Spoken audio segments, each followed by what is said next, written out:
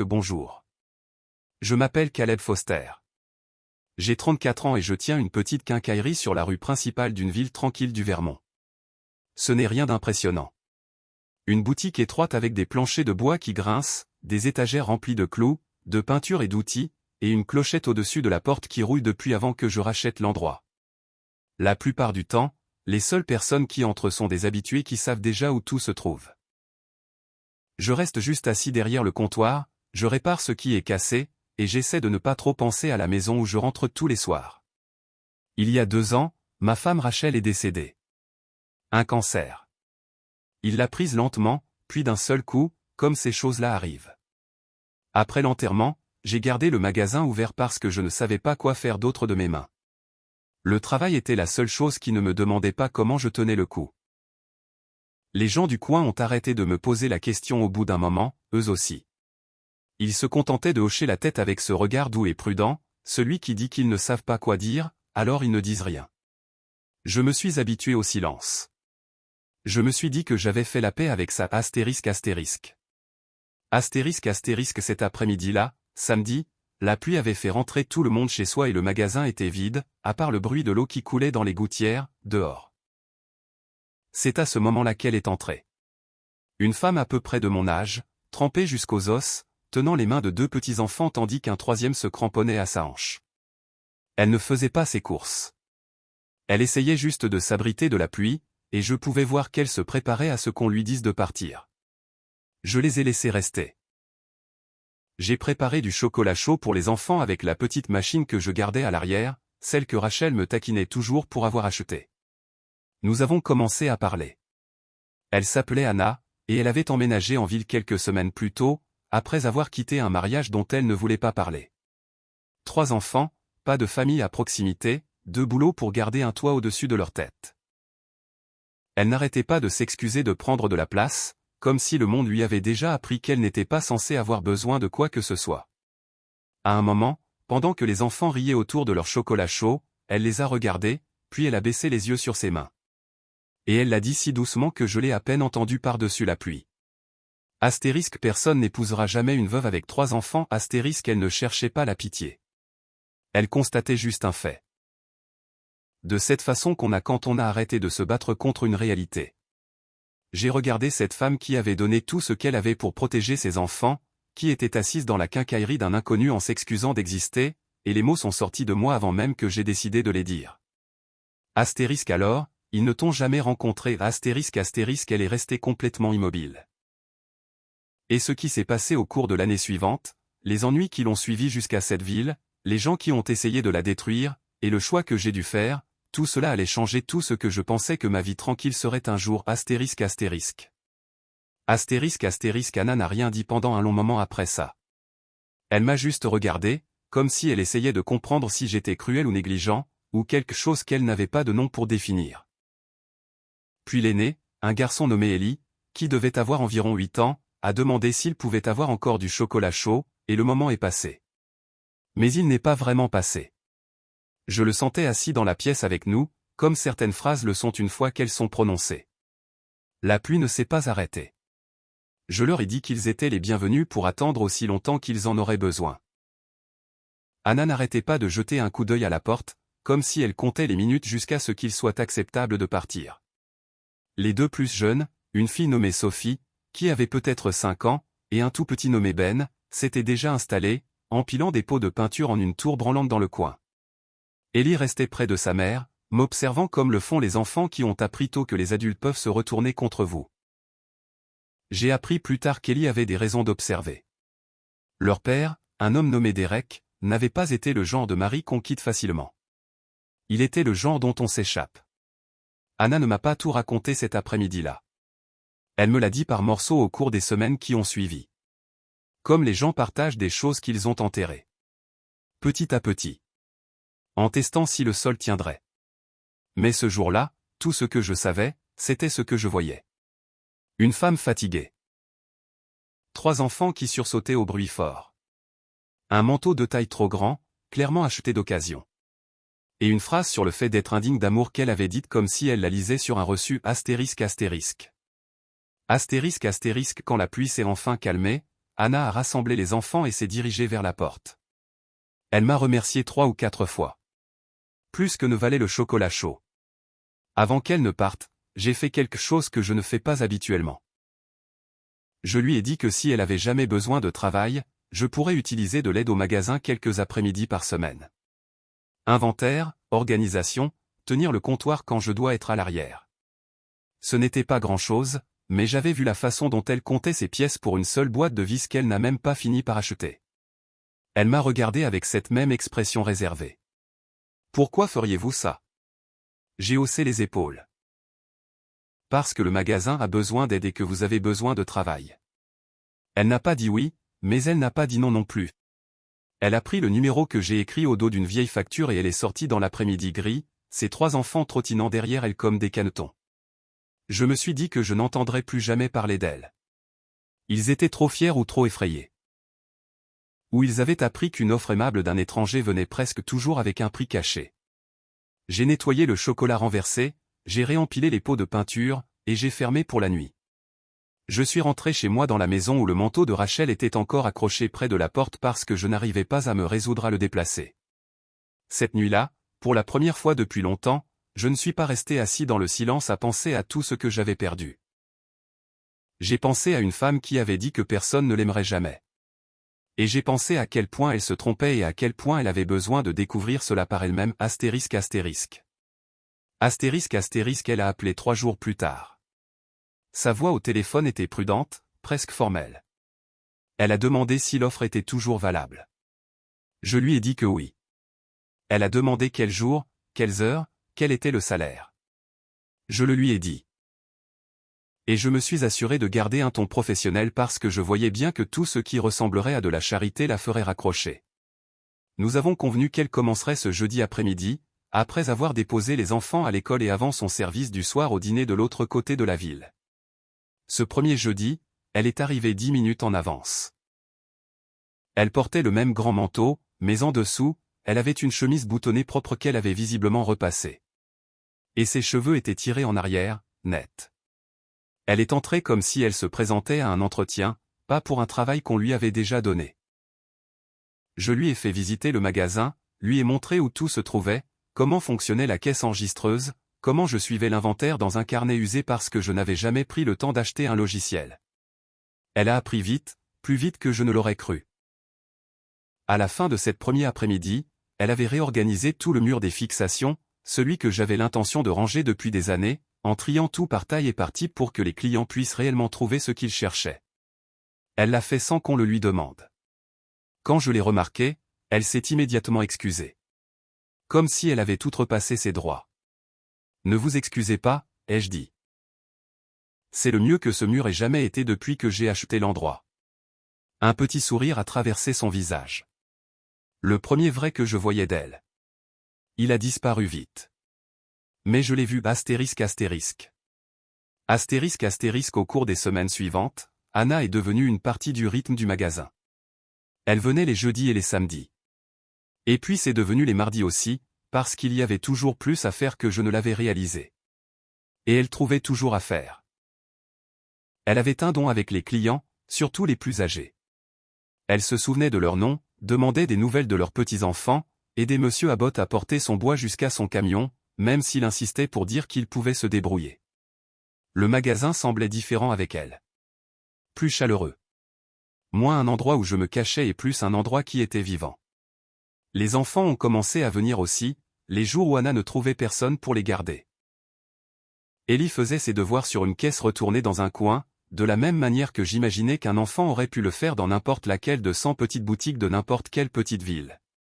Sophie dessinait des images et les scotchait au comptoir. Le tout petit, Ben, faisait surtout la sieste dans un parc qu'Anna apportait de la maison. Ça ne me dérangeait pas. Je me disais que ça ne me dérangeait pas parce que les enfants étaient calmes et bien élevés. Mais la vérité était plus simple que ça. La vérité, c'est que le magasin avait été silencieux pendant 2 ans, et maintenant il avait le bruit d'enfants à l'intérieur. Et je n'avais pas réalisé à quel point le bruit m'avait manqué. Astérisque astérisque. Astérisque astérisque. Un après-midi, Ellie a levé les yeux de ses devoirs et m'a posé une question qui m'a pris au dépourvu. Est-ce que vous aviez des enfants? Avec votre femme? Anna, qui réapprovisionnait une étagère à proximité, s'est figée. C'est bon, lui ai-je dit. Puis j'ai regardé le garçon. Non, mon grand. On voulait. Ça n'a juste jamais marché. Et puis elle est tombée malade. Ellie a réfléchi à cela avec le sérieux que seul un enfant peut apporter au chagrin. Alors, vous êtes seul maintenant, a-t-il dit. La voix d'Anna a été plus sèche cette fois, mais le garçon n'était pas cruel. Il était juste honnête, comme le sont les enfants avant que le monde ne leur apprenne à adoucir tout. Ellie a hoché lentement la tête. Nous aussi, on est un peu seuls. Mais on est 4, alors ce n'est pas aussi dur. J'ai dû me tourner et faire semblant de chercher quelque chose sur une étagère parce que ma gorge s'était serrée et je ne voulais pas que le gamin le voie.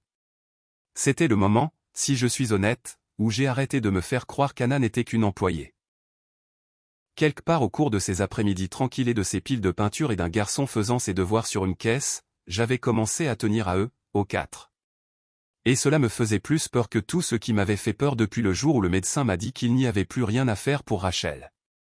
Parce que tenir à quelqu'un, c'était risquer de le perdre, et j'avais déjà appris exactement ce que cela coûtait astérisque.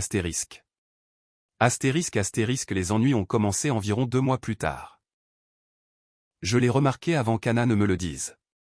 Comme on remarque le temps qui change avant que la tempête ne frappe vraiment.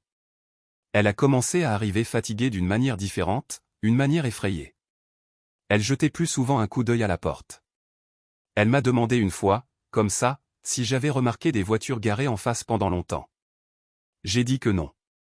Mais après ça, j'ai aussi commencé à regarder. Puis un mardi, elle ne s'est pas présentée. Elle n'avait jamais manqué un jour. J'ai appelé son téléphone, ça a sonné directement sur la messagerie. Je me suis dit que ce n'était rien, un enfant malade, un pneu crevé, une de ces choses ordinaires qui font dérailler un jour ordinaire. Mais le sentiment dans mon ventre disait autre chose. Quand elle est finalement entrée, 2 heures en retard, pâle et tremblante, je savais déjà que c'était grave. C'est Derek, a-t-elle dit avant même que j'aie pu demander. Il nous a trouvés. Elle s'est assise lourdement sur le tabouret derrière le comptoir, et toute l'histoire est sortie, les parties qu'elle avait retenues depuis ce premier après-midi pluvieux. Derek était le père des enfants. Il avait été contrôlant d'une manière qui avait commencé petit et avait grandi jusqu'à remplir toute la maison. Il l'avait empêché de travailler, empêché d'avoir des amis, empêché d'avoir une famille, jusqu'à ce que le seul monde qui lui restait soit celui qui lui autorisait. La nuit où elle est finalement partie, elle avait fait 2 sacs pendant qu'il était sorti et avait conduit 650 km avec 3 enfants sur la banquette arrière et aucun plan au-delà de s'enfuir. Pendant 8 mois, il ne l'avait pas trouvée. Elle avait changé de numéro, s'était tenue loin des réseaux sociaux, payait tout en espèces.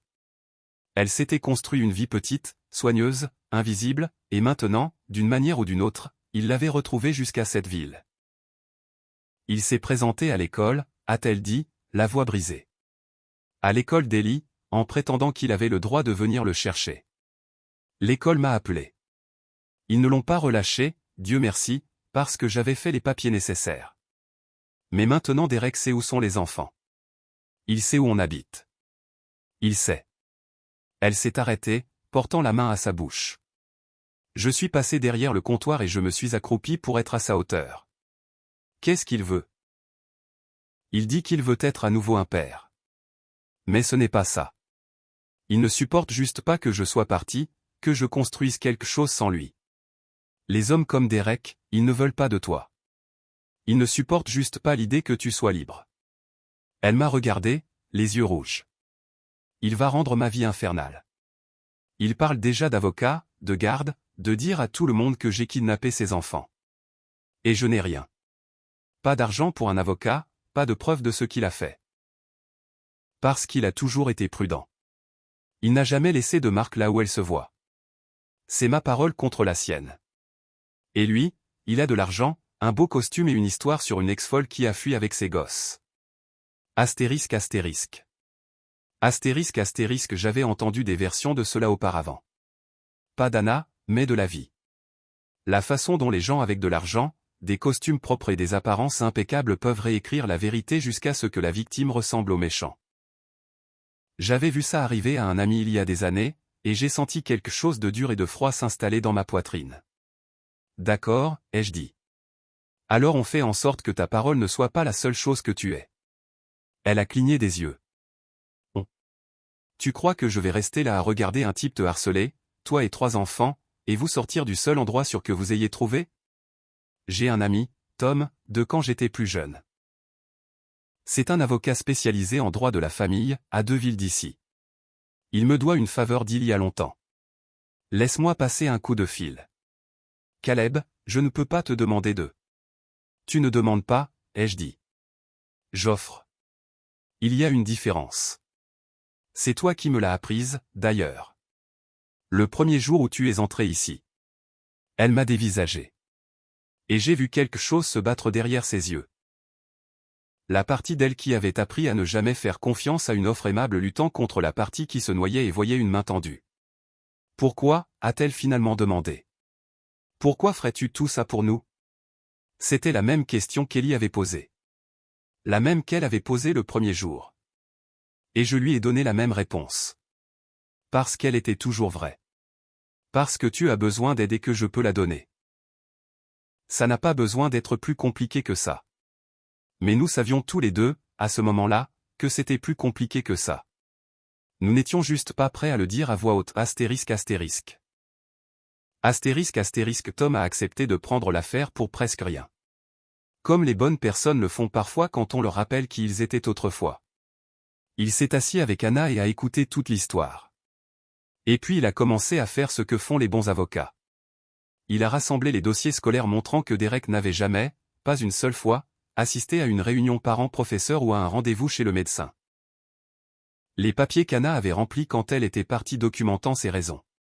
Les déclarations d'un voisin de leur ancienne ville qui avait entendu les cris à travers les murs et s'était toujours interrogé. Ce n'était pas énorme. Mais c'était plus que rien. Et c'était sur rien que Derek comptait. Derek, il s'est avéré, l'avait sous-estimé. Il s'attendait à retrouver la même femme effrayée qu'il avait passé des années à briser. Celle qui croyait n'avoir ni option, ni allié, ni refuge. Il ne s'attendait pas à ce qu'elle ait un avocat. Il ne s'attendait pas à ce qu'elle ait un emploi, une communauté, des gens qui se porteraient garants pour elle. Il ne s'attendait pas à ce qu'elle ait une ville qui, silencieusement, s'était mise à aimer ses 3 enfants. Parce que c'est ça, une petite ville. Elles mettent du temps à vous adopter. Mais une fois que c'est fait, elles ne vous lâchent pas facilement. M. Abbott, celui qu'Anna aidait toujours avec son bois, avait une fille qui travaillait au palais de justice. Le gérant du dîner où Anna servait des tables a écrit une lettre sur quelle travailleuse dévouée et quelle mère elle était. L'institutrice d'Ellie, celle qui avait refusé de le confier à Derek, a accepté de témoigner sur ce qui s'était passé ce jour-là. Astérisque astérisque. Astérisque astérisque. J'ai regardé Anna changer au cours de ces semaines. La peur ne l'a pas quittée, mais quelque chose d'autre a grandi à côté. Une sorte de redressement de l'échine. Pour la première fois, elle n'affrontait pas cela seule, et cette conscience a agi sur elle. Elle a arrêté de s'excuser de prendre de la place. Elle a commencé à la prendre. Derek a tenté ses manœuvres. Il s'est présenté au magasin une fois quand il a compris le lien. Il était exactement comme je l'avais imaginé, un homme lisse et beau dans une veste chère, le genre qui sourit tout en vous menaçant. Il m'a dit que je m'impliquais dans quelque chose qui ne me regardait pas. Il a suggéré, de cette voix calme et raisonnable qu'utilisent les brutes, qu'un homme de mon âge, veuf, se rapprochant autant d'une femme vulnérable et de ses enfants, eh bien, les gens pourraient s'interroger là-dessus. Les gens pourraient jaser. Je l'ai laissé finir. Puis je lui ai dit de sortir de mon magasin, et que s'il s'approchait encore d'Anna ou des enfants, il découvrirait exactement à quel point une petite ville protège les siens. Il est parti. Mais je savais qu'il n'avait pas fini. Les hommes comme Derek n'ont jamais fini tant que quelqu'un ne les y oblige pas. Astérisque astérisque. Astérisque astérisque. L'audience a été fixée pour un lundi en mars. Derek cherchait à obtenir la garde des enfants, ou à tout le moins, à imposer une garde partagée qui lierait Anna à lui pour toujours. La ramener dans son orbite, lui donner une prise permanente sur sa vie. Son avocat était habile, bien payé, et a construit exactement l'histoire qu'Anna redoutait. Une femme instable qui avait fui à travers les États avec 3 enfants, refusant à un père aimant l'accès à ses propres enfants. Ils avaient des photos de la belle maison de Derek, des témoins de moralité, des amis à lui qui le dépeignaient comme un père dévoué, victime d'une ex-épouse vindicative. Mais Tom était prêt. Un par un, il a exposé la vérité.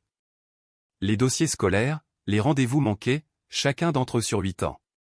Le témoignage du voisin sur les cris. L'institutrice d'Ellie décrivant le jour où Derek était venu pour emmener un enfant qui, en voyant son père par la fenêtre du bureau, s'était caché sous un bureau et avait refusé de sortir.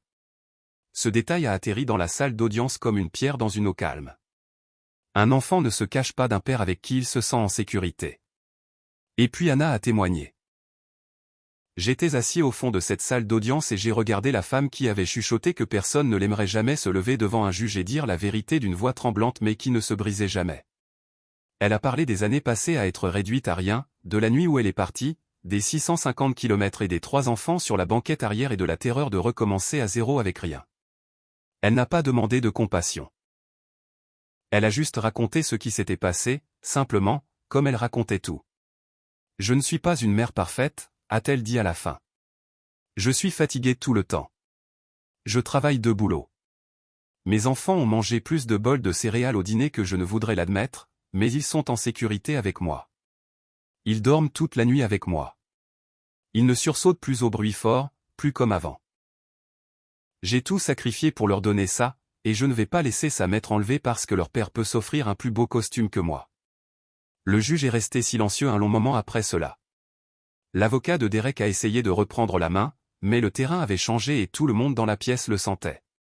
Quand le jugement est tombé une semaine plus tard, il était clair. Anna s'est vue accorder la garde exclusive. Derek n'a obtenu qu'un droit de visite supervisé, subordonné à l'accomplissement d'un programme de conseil et d'un stage de gestion de la colère.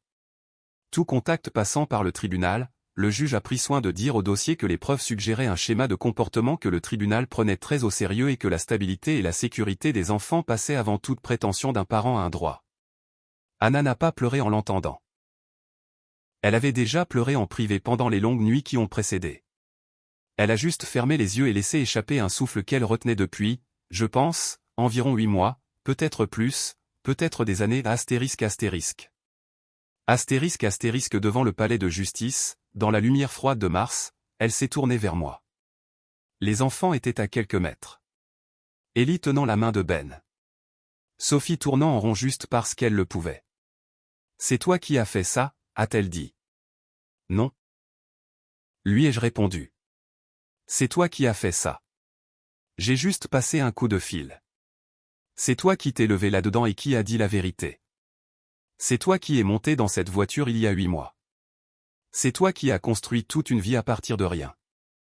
Je ne t'ai pas sauvé, Anna. Tu t'es sauvé toi-même. Je me suis juste tenu assez près pour te passer une clé quand tu en avais besoin. Elle a ri, et cela s'est transformé en autre chose à mi-chemin. Et puis elle pleurait après tout. Et j'ai fait ce que je voulais faire depuis des semaines sans me l'autoriser. Et elle m'a laissé faire. Elle s'est blottie contre ma poitrine comme le fait quelqu'un qui a porté un poids seul si longtemps qu'il a oublié ce que ça fait de le déposer. Nous ne nous sommes pas précipités dans quoi que ce soit après ça. Ce n'est pas ainsi que ça marche. Pas quand vous portez tous les deux autant que nous. Elle sortait de quelque chose qui lui avait appris à craindre la proximité. Je sortais de quelque chose qui m'avait appris combien l'amour pouvait coûter. Nous étions prudents l'un avec l'autre. Lents. Mais le magasin est resté plein d'enfants et de bruit. Anna a continué à y travailler, et puis elle est devenue plus que quelqu'un qui y travaillait. Les après-midi sont devenus des dîners. Les dîners sont devenus des soirées où j'aidais Ellie avec ses devoirs, pendant qu'Anna cuisinait. Et Sophie scotchait de nouveaux dessins sur mon réfrigérateur, et Ben a appris à marcher régulièrement sur le sol de mon salon. Le manteau de Rachel, celui que je n'avais pas pu déplacer pendant 2 ans, je l'ai finalement enlevé. Pas parce que j'oubliais Rachel, mais parce que j'avais enfin compris qu'elle aurait détesté voir cette maison rester aussi silencieuse. Elle aurait été la première à préparer du chocolat chaud pour 3 enfants trempés un après-midi pluvieux. Astérisque. C'était presque un an jour pour jour après cette première averse quand j'ai demandé Anna en mariage. Je ne l'ai pas fait avec un grand discours. Je l'ai fait au magasin après la fermeture, avec les enfants présents parce qu'ils faisaient partie de l'histoire. Ils allaient toujours en faire partie. Je lui ai dit que je savais qu'elle avait cru autrefois que personne n'épouserait jamais une veuve avec 3 enfants, et je lui ai dit que celui qui lui avait appris à croire cela s'était trompé sur elle à tous les égards possibles. Que ces 3 enfants n'étaient pas un fardeau, pas une raison pour que quelqu'un s'en aille. Ils étaient le meilleur d'elles-mêmes. Ils étaient la raison pour laquelle j'étais tombé amoureux en premier lieu. Tu m'as dit un jour que personne ne t'épouserait. Ai-je dit? Je t'ai répondu qu'il ne t'avait jamais rencontré. Eh bien, je t'ai rencontré maintenant. Je vous ai tous rencontrés, et je ne vais nulle part. Elle a dit oui avant même que j'aie complètement sorti la bague de ma poche. Ellie a crié de joie. Sophie a pleuré parce qu'Anna pleurait. Ben, qui ne comprenait rien, a applaudi ses petites mains parce que tout le monde semblait heureux. Nous nous sommes mariés cet été-là dans la petite église au bout de la rue principale. La moitié de la ville est venue. Monsieur Abbott a accompagné Anna jusqu'à l'hôtel parce qu'elle n'avait pas de famille pour le faire, et il a dit que c'était la chose dont il avait été le plus fier depuis des années. Ellie se tenait à côté de moi en tant que témoin, 8 ans dans un costume emprunté, prenant son rôle plus au sérieux que quiconque n'a jamais pris quoi que ce soit. Tom, l'avocat, était assis au 2e rang et faisait semblant de ne pas avoir quelque chose dans l'œil. Dans mes vœux, j'ai dit à Anna que je croyais autrefois que le silence dans ma maison était la paix. Que j'avais perdu quelqu'un que j'aimais et construit une vie si immobile que rien ne pourrait jamais me faire de mal à nouveau. Et puis une femme est entrée sous la pluie avec 3 enfants et a ruiné tout cela de la meilleure façon possible. Je lui ai dit que j'avais passé 2 ans à apprendre à vivre seul et qu'elle avait passé 5 minutes à m'apprendre que je n'avais jamais voulu cela. Anna m'a dit dans les siens qu'elle était entrée dans cette quincaillerie en croyant être quelqu'un que le monde avait usé et mise de côté. Une veuve, une mère célibataire, un problème que personne ne voulait résoudre, et que je l'avais regardée comme si elle n'était aucune de ces choses, comme si elle était juste une personne qui méritait qu'on soit gentil avec elle. Et que quelque part dans cette gentillesse, elle avait appris à y croire à nouveau elle-même astérisque. Derek n'est jamais revenu à la fin. Il a fait ses visites supervisées par le tribunal pendant un moment, supervisées, gênantes, puis son intérêt s'est estompé comme cela arrive toujours avec les hommes comme lui une fois que la femme qu'il voulait contrôler est vraiment hors d'atteinte. Les enfants ont arrêté de poser des questions sur lui. Ils ont commencé, à leur rythme, à leur manière, à m'appeler autrement. Ellie a été le dernier à le faire. Parce qu'Ellie avait été blessée le plus longtemps et avait fait confiance le plus lentement. Mais un soir ordinaire, alors que je l'aidais à construire un nichoir sur l'établi à l'arrière du magasin, il m'a tendu un clou et a dit « Tiens, papa ». Comme s'il l'avait dit toute sa vie. J'ai dû aller dans l'autre pièce pendant 1 minute. Anna m'y a trouvé et n'a rien dit. Elle a juste pris ma main astérisque. De nos jours, le magasin est l'endroit le plus bruyant et le plus chaleureux de la ville. Les gens viennent juste pour y être. Le bruit d'une famille qui a failli ne pas exister. Anna tient la caisse et se souvient du nom de tout le monde. Les enfants grandissent dans un endroit où ils ne sursautent plus au bruit fort. Et les après-midi de pluie du samedi, quand l'eau coule dans les gouttières et que toute la ville se cache à l'intérieur, je me tiens parfois derrière le comptoir et je pense à ce jour où une inconnue trempée est entrée avec 3 enfants en s'excusant de prendre de la place.